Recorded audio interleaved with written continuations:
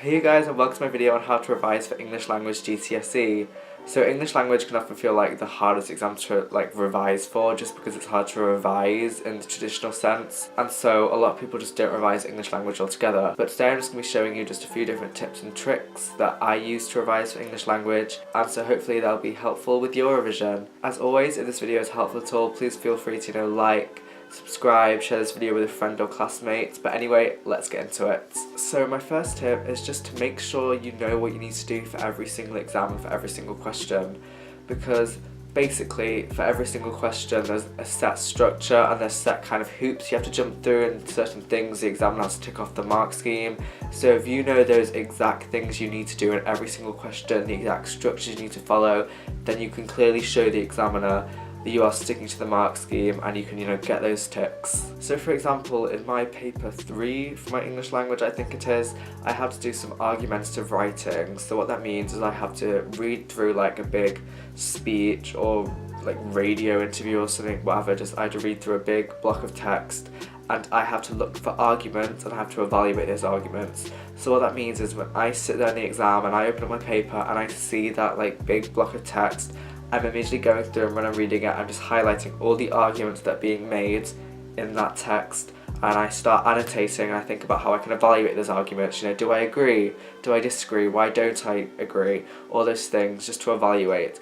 And so the examiner can clearly see in my response I'm thinking about the evaluation, and it just makes sure that my response is completely focused on what the question is asking, and that means it's completely focused on what's on the mark scheme, and so the examiner can give me the marks. So that probably sounds really obvious, but when you're in exam conditions and you're under stress and you're in time conditions, you can often forget those kind of things and you can start going off on a tangent. But if you know and you make it clear to yourself in your mind and then run up to the exam exactly what you need to do, then it'll be second nature when you sit in that exam hall, and you'll be able to write really fluently, and you'll be able to write to the best of your ability, and again just hit those targets really easily. So one way you could do this is to write some really brief notes on all the things you need to do when you open the paper in the exam hall. I did that with the points I just made about the evaluation essay, and so it just means you feel a lot more prepared, and you just you know what you have to do when you get there. So another good thing that I like to do is just to make really brief notes again on the different forms that you can be asked to write in. So, that could be like a formal letter, a journal entry, a speech, whatever, whatever your exam board requires you to do. And again, that means when you walk to the exam, if the question asked you to write in a formal letter, for example, then the examiner's going to be looking for certain things, certain greetings, certain send-offs, different levels of formality, different structures. So if you know all of those before you go to the exam, then you'll feel really prepared. And ideally, of course, you'd have practice writing in all those different forms a few different times. But if not, then making notes is just really effective, because then you know exactly the kind of things you need to be doing to write in those forms. Okay, so the part of the exam that a lot of people find really hard, and I find this the hardest part of the exam, is the creative writing section, when you're asked to either write a descriptive or a narrative. But one thing I always find really helpful when I get to the exam is to focus on an emotion. So the examiner doesn't really like narratives or stories or descriptions that are really hyperbolic, fancy and all that.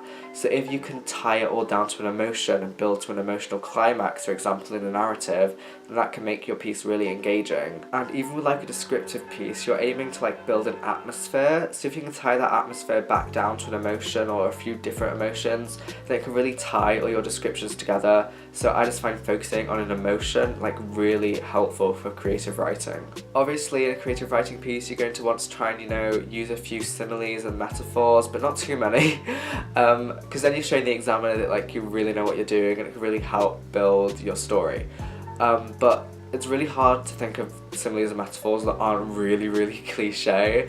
And so basically, one tip that a author gave me at creative writing workshop a few years ago was just to basically think of a few different cliche similes, blind as the bat, black as night, and then swap the endings around, because then you end up with things such as blind as night. They're just a bit more interesting than the usual cliches.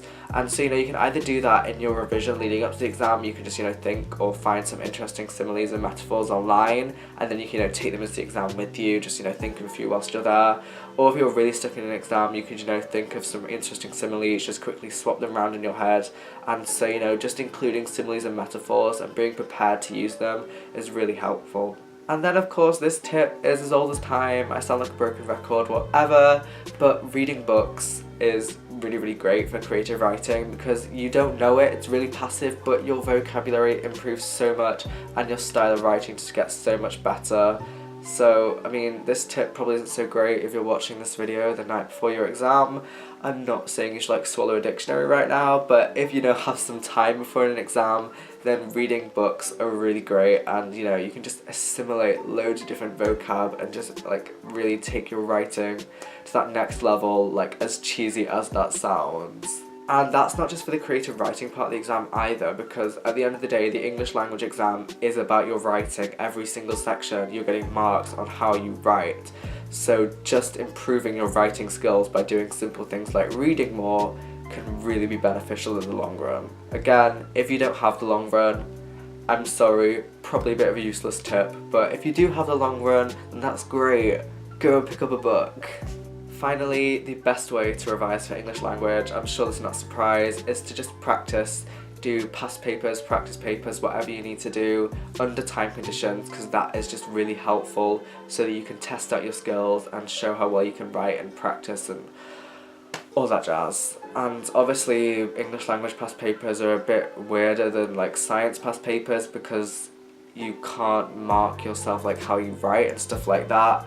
But one thing you can do is for the questions where you have to lift things from a source or just tick boxes on a mark scheme, those kind of things, then those are really helpful for past papers.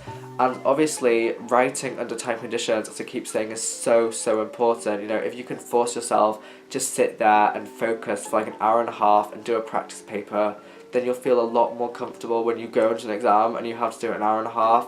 It's just really beneficial just so you make sure you know how you can do everything in time conditions, because obviously those time conditions can sometimes be stressful, so you need to make sure that you have preparation. As always, past papers are great. Alright, those are my tips. I hope they were useful at all if you have, an English language GCSE. Again, if you have any questions, suggestions, queries, whatever, please just leave them in the comments below. I love hearing them. But anyway, thanks for watching. As always, make sure you like, comment and subscribe, and I'll see you very soon. Goodbye.